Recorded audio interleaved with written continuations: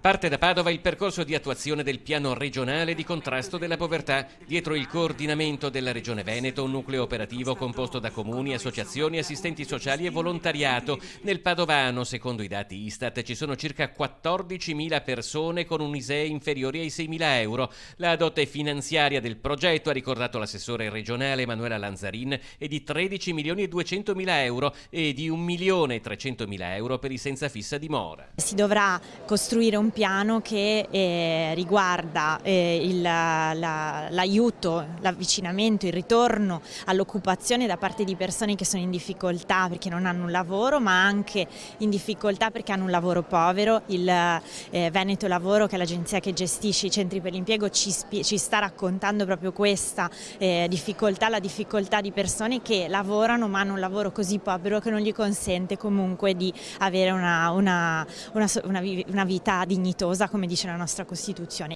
La provincia è stata suddivisa in 3 parti, oltre a Padova a fare da capofila i comuni di Este e Carmignano di Brenta. Anche in Alta Padovana, ad esempio, non mancano condizioni di difficoltà. Le domande di reddito di inclusione sono state quasi 900. Sono dati in aumento, anche se testimoniano da una parte l'aumento del disagio socio-economico di una parte della popolazione, dall'altra però danno un segnale che la Regione, il Ministero e i comuni stanno facendo rete per risolvere i problemi delle persone.